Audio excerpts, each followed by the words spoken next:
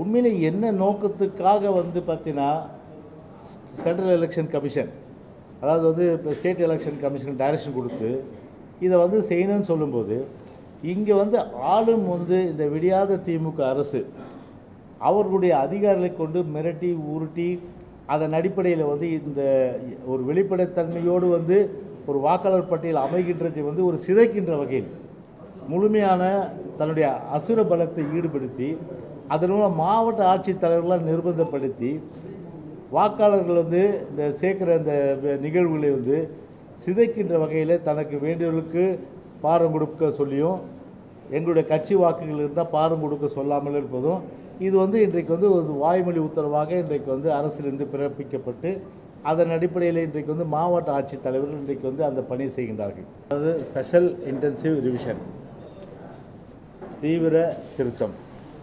இது வந்து central election கமிஷனால் வந்து ஒவ்வொரு 10 ஆண்டுகளாக மேற்கொள்ளப்படுகின்ற ஒரு விஷயம். பொதுவாகவே ஒவ்வொரு வருஷமும் பார்த்தீங்கன்னா சுருக்கமுறை திருத்தம், தீவிர சுருக்கமுறை திருத்தம் சொல்லுவாங்க. அதாவது வந்து summary revision, intensive summary revision சொல்லிட்டு சொல்லுவாங்க. ஆனால் நம்முடைய கழகத்தின் சார்பில் தலைமை கழக நிர்வாகிகள் நாங்கள் ஒவ்வொரு முறையும் வந்து கழகத்தின் சார்பில் தேர்தல் ஆணையம் நாங்கள் வந்து போகும்போது அங்கே வந்து சொல்கிறது பொதுவாகவே இறந்தவர்கள் வந்து வாக்களிப்பதும் இருப்பவர்கள் வந்து வாக்கை மறுப்பதும் இது வந்து ஒரு ஜனநாயகத்திற்கு ஏற்புடைய செயல் அல்ல. எனவே வந்து ஒரு டிரான்ஸ்பரண்ட்டாக ஒரு லிஸ்ட்டு, அதாவது வெளிப்படைத்தன்மையோடு வாக்காளர் பட்டியல் இருக்கணும். ஒவ்வொரு குடிமகனும் தகுதியுள்ள குடிமகனுக்கு வாக்களிக்கின்ற அந்த உரிமையை வந்து கொடுக்கணும்னு சொல்லிட்டு பல கூட்டங்களில் வலியுறுத்துகிறோம். ஆனால் அதெல்லாம் அந்த விழலுக்கு இறைத்த நீர் போல் வேஸ்ட்டு தான். செவிடங்காதில் ஊதுற சங்கு மாதிரி எலெக்ஷன் கமிஷன் கேட்கல. நாங்களும் கிட்டத்தட்ட பல கூட்டங்கள் எடுத்து சொல்லிட்டோம். கடந்த தேர்தலில் கூட பார்த்திங்கன்னா இப்போ ஈரோட்டில் பார்த்தீங்கன்னா 44,000 வாக்குகள் வந்து பார்த்திங்கன்னா அந்த தொகுதியிலே இல்லை. அதே போல் தியாகராய நகர், அதே போல் ஆர்கே நகர், அப்புறம் ஆர்கே நகர் கோர்ட்டில் போயிட்டு அதன் பிறகு அவங்க ஒரு அஷூரன்ஸ் கொடுத்தாங்க. தீவிர சுருக்கமுறை திருத்தம் வரும்போது நாங்கள் கண்டிப்பாக இதை வந்து சார் வரும்போது நாங்கள் கண்டிப்பாக இதை பண்ணுறோன்னு சொல்லிட்டு ஒரு அஷூரன்ஸ் கொடுத்தாங்க.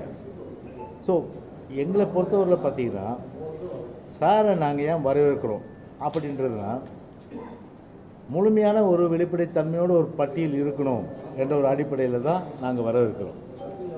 2002 பொறுத்தவரையில் அன்னைக்கு ஒரு இதே வந்து ஒரு ஸ்பெஷல் இன்டென்சிவ் ரிவிஷன், அதாவது தீவிர திருத்தம் வந்து அன்றைக்கி தீவிர சிறப்பு திருத்தம் அன்றைக்கி சென்ட்ரல் எலெக்ஷன் கமிஷன் வந்து அன்றைக்கி அந்த திருத்தத்தை பண்ணும்போது மத்தியில் வந்து இவருடைய கூட்டணி ஆட்சி தான் இருந்தது.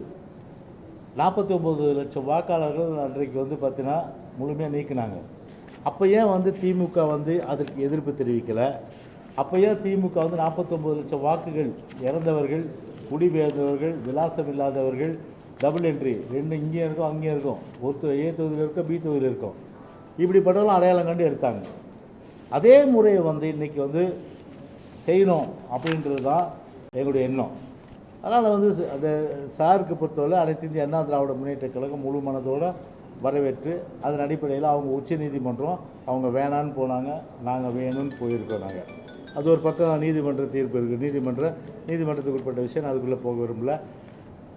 சென்னையை பொறுத்தவரை திரு குமரகுரு, சென்னை மாநகராட்சி ஆணையர், மாவட்டங்களை பொறுத்தவரை ஆட்சித்தலைவர்கள், பொதுவாக மாவட்ட ஆட்சித்தலைவர்கள் வந்து அந்த மாவட்ட தேர்தல் அதிகாரியாக இருந்தாலும் கூட சென்னையை பொறுத்தவரையில் பார்த்திங்கன்னா மாநகர ஆணையர் தான் வந்து அந்த இது எலெக்ஷன் ஆஃபீஸர். அவரை பொறுத்தவரை பார்த்தீங்கன்னா யார் அப்படின்னு பார்த்தா, இப்போ நீங்கள் ஒரு ஃபோன் பண்ணுங்கள், நீங்கள் அவர் எடுப்பாரானா எடுக்க மாட்டார், உங்களுக்கும் எடுக்க மாட்டார், எங்களுக்கும் எடுக்க மாட்டார், யாருக்கும் ஃபோன் எடுக்க மாட்டார். ஆனால் சென்னையில் 2 பேர் ஃபோன் மட்டும் எடுப்பார். ஒன்று சேகர் பாபு, இன்னொன்று வந்து மாசு. இந்த 2 பேர் ஃபோன் மட்டும் எடுப்பார். அப்போ இந்த 2 பேர் கைத்தடியா, இந்த 2 பேருடைய சொம்பு தூக்கியா இன்றைக்கி அவர்களுடைய ஏவலாளாக அவர் என்ன சொல்லுகிறார்களோ அந்த அளவுக்கு ஏவலாளியாக இன்றைக்கு இருந்து கொண்டு இன்றைக்கு சென்னை மாநகரத்தில் வந்து காவல்துறை ஆணையர் இன்றைக்கு ஒரு ஜனநாயகத்தை வந்து சீர்குலைக்கின்ற வகையில் வாக்காளர் பட்டியலில் வந்து உண்மையான வாக்காளர்கள்லாம் வந்து சீர்குலைக்கின்ற வகையில் வந்து அவர்கள் என்ரோல் பண்ணாமல் திமுகவை மட்டும் வந்து என்ரோல் பண்ணுற அளவுக்கு இன்றைக்கி வந்து அவருடைய நடவடிக்கை இருக்குது. அதனால் அவர் குமரகுருவை பொறுத்தவரை ஒரு மாநகராட்சி ஆணையர் ஒரு சார்புத்தன்மை பயாஸ் இல்லாமல் இருப்பது நல்லது. இல்லை என்றால் நீதிமன்றத்திற்கும் சரி, இல்லை என்றால் வந்து வேறு வகையான எல்லா விதமான அதாவது சட்ட போராட்டங்கள் நடத்தி இந்த ஒரு திமுகவுக்கு ஒரு சார்புத்தன்மை இருப்பது குறித்து வேண்டிய அளவுக்கு அவர் மீது நடவடிக்கை எடுக்கப்படும் என்பதை நான் நிச்சயமாக தெரிந்து கொள்ளணும். அவர் என்ன பண்ணுறார் அப்படின்னாக்கா, ஒரு பிஎல்ஓ வந்து பாகம் வந்து 1200 ஓட்டு அப்படின்னாக்கா, ஒரு பிஎல்ஓ வந்து ஒரு பூத்துக்கு தான் வந்து ஒரு பிஎல்ஓ இருக்க முடியும். ஆனால் அந்த பிஎல்ஓ வந்து அவருக்கு பதிலாக வந்து பார்த்தீங்கன்னா வேற ஒரு பிஎல்ஓ எடுத்துகிட்டு எலெக்ஷன் கமிஷன் யார் அந்த எக்ஸிக்யூஷன் வந்து அந்த டிஸ்ட்ரிக்டில் இருக்கிற டிஸ்ட்ரிக்ட் எலெக்ஷன் ஆஃபீஸர் கமிஷனர் அவர் கீழே வந்து ஒவ்வொரு ஜோனல் ஆஃபீஸ்லையும் ஜோனல் ஆஃபீஸ் இருப்பாங்க, ஏஆர் இருப்பாங்க, இஆர் இருப்பாங்க, எலெக்ஷன் ரிட்டர்னிங் ஆஃபீஸர் எல்லாமே இருப்பாங்க. ஆனால் ஒரு இன்ஸ்ட்ரக்ஷன் கொடுத்து ஒரு எலெக்ஷன் கமிஷனுடைய ரூல்ஸை வயலேட் பண்ணுற அளவுக்கு நான் வந்து 148வது பாகத்தை நான் பார்க்குறேன்னா அந்த பாகத்தில் வந்து என்ன பண்ணுறது, இவர் நேர்மையாக பார்க்குறேன் அவர் தள்ளிடுக்காரு டிஎம்கேல போடுறது. டிஎம்கேல போட்டு அந்த இடத்துல வந்து இது அந்த வேலையை பார்க்க சொல்கிறேன். எங்கே வீடு வீடாக போகிறாங்க 3.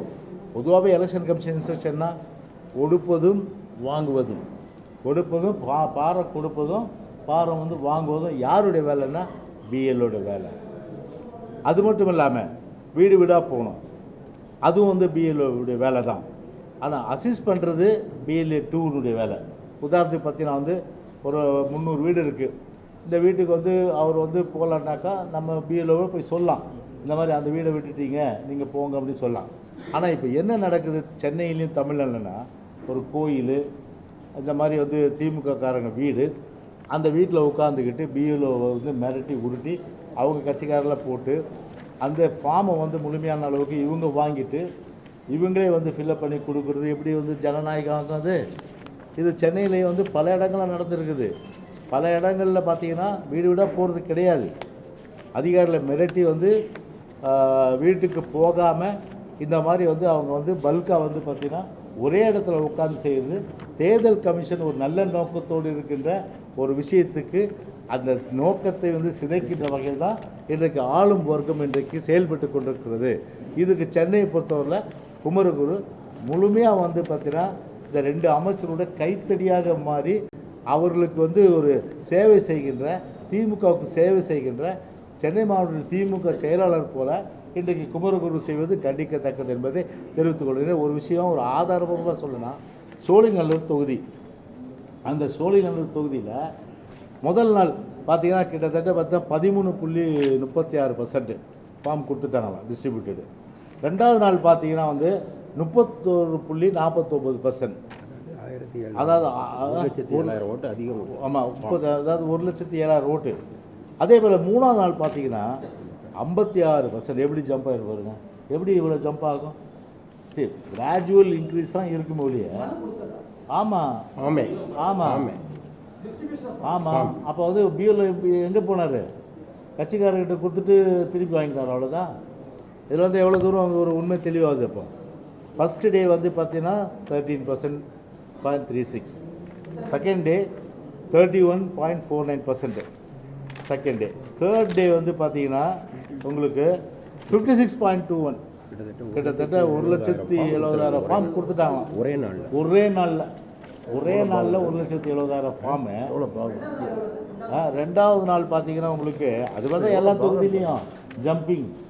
அப்போ வந்து என்ன ஆகுது, ஆளுங்கட்சியை பொறுத்தவரையில் அதற்கு கீழ் பணிபுரிகின்ற அதிகாரிகள் முழுமையாக வந்து பார்த்தீங்கன்னா மிரட்டப்பட்டு அதன் அடிப்படையில் வந்து பார்த்தீங்கன்னா முழுக்க அவருடைய கட்சிக்காரர்களை கொண்டு வீட்டுக்கு வீடு போகாமல் ஒரு இடத்துல பொது இடத்துல உட்காந்து அவர்களுக்கு அந்த ஃபார்மை ஃபில்அப் பண்ணி தரதான் அந்த வேலையாது. அதனால் இது முற்றிலும் ஒரு ஜனநாயகத்துக்கு விரோதமான செயல்ன்றது. அந்த விளக்கு 406 மட்டும் பாகமே 406 சோழிங்கநல்லூர் தொகுதியில், அதாவது வந்து 400 வந்து கொடுத்துட்ருக்காங்க ஃபார்மை. ஸ்கேன் பண்ணி 1060. ஸ்கேன் பண்ணது வந்து 1061 ஸ்கேன் பண்ணது. இதன்படி பார்த்தீங்கன்னா ஒவ்வொரு தொகுதியிலையும் வந்து ஒரு ஒரு சடன் ஹைக்கு, சடன் வந்து ஒரு இன்க்ரீஸ். அது எப்படி முடியாது? ஒரு பிஎல்ல வந்து இவ்வளோ வீட்டுக்கு தான் போகணுன்னு இருக்குது. அதனால் இது முழுக்க வந்து ஒரு கண்டனத்துக்குரிய விஷயம். தேர்தல் கமிஷனை பொறுத்தவரை இது கவனத்தில் கொண்டு உடனடியாக அதற்குரிய ஒரு நடவடிக்கை வந்து எடுக்கணும். நம்ம அதே போல் விழுப்புரத்தில் வந்து பார்த்திங்கன்னா ஒரு அந்த மாவட்டத்தில் ஒரு ஸ்பெசிஃபிக்காக ஒரு எங்களுடைய கவனத்துக்கு வந்தது. அதாவது பார்த்திங்கன்னா பொதுவாக ஒரு வாக்காளர் வந்து அந்த இடத்துல இருந்தால் அந்த வாக்காளர் வந்து நம்ம வந்து ஃபார்மை கொடுக்கலாம். வாக்காளர் வந்து பார்த்திங்கன்னா ஒரு ஸ்லம் கிரீன்ஸ் போர்டோ இல்லைன்னா ஒரு ரயில்வே காலனி இல்லைன்னா ஒரு ஒரு கம்பெனி ஒரு அரசு சார்ந்த நிறுவனுடைய ஒரு காலனியாக இருக்க சூழ்நிலையில் அங்கே இருப்பாங்க. ஆனால் அவங்கள பொறுத்தவரை பார்த்தீங்கன்னா ஒரு அரசு வந்து ஒரு நோக்கத்துக்காக அந்த இடத்த வந்து எடுத்து அந்த பில்டிங் கட்டணும்னா அவங்க காலி பண்ணிவிடுவாங்க. காலி பண்ணிட்டு போனால் அந்த லிஸ்ட்டு வந்து பார்த்தா அவங்க வேறு எங்கேயாவது போயிருப்பாங்க. ஆனால் அப்படி இருந்தாலும் கூட ஆளே இல்லாத இடத்துல இவங்களே வந்து அதை ஃபில்அப் பண்ணி திமுக ஆளுங்க அதை கொடுக்குறாங்க. அதை கொடுக்கும்போது பார்த்தீங்கன்னா தாசில்தாரை வந்து வாங்கிட்டு அதை அட்மிட் பண்ணுறாரு. அது எப்படி முடியாது? ஒரு இடத்துல வந்து அந்த இடத்துல இருந்தாங்கன்னா கொடுக்கலாம் பாரத்தை. இல்லாத நபருக்கு போய் எப்படி வந்து இப்போ வந்து 2025 அந்த வாக்காளர் பட்டியலில் உள்ளபடி அந்த ஃபார்மை கொடுக்க முடியும்? அது கொடுக்க முடியாது. அதனால் வந்து தேர்தல் கமிஷனை பொறுத்தவரை இது வந்து கடுமையான அளவுக்கு வந்து இதை நடவடிக்கை எடுக்கணும்.